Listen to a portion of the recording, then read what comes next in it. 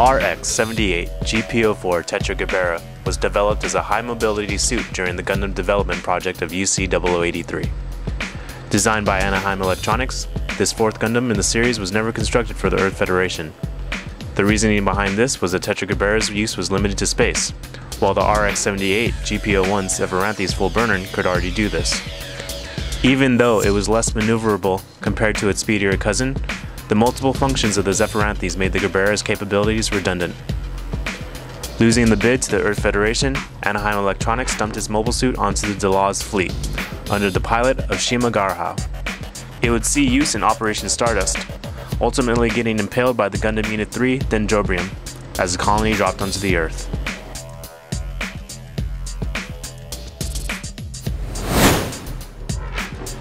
The GP04 is equipped with a long beam rifle and 2 standard beam sabers. Stern boosters allow for great speed, while the 3 propellant tanks fuel from the back.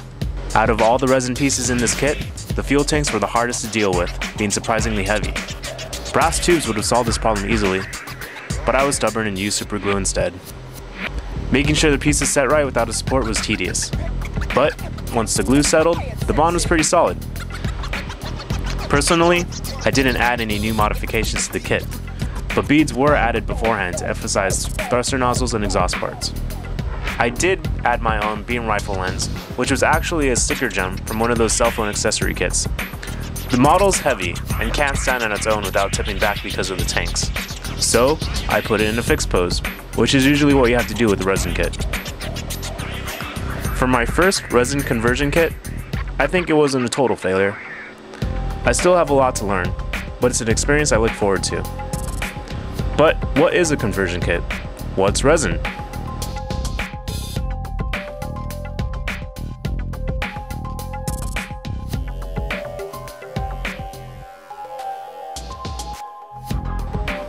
Resin's like plastic, but a little heavier, used in option part upgrading mostly because it's a good substance to use for copying molds of the finished product.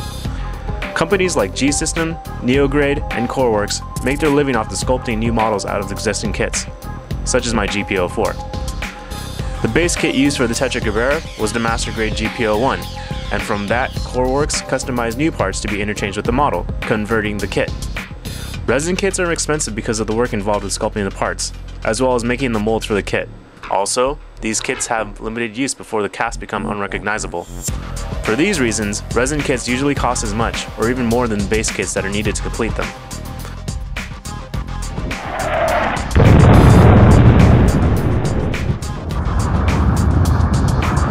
Maybe on my next video, I'll review some sites for you. Let me know.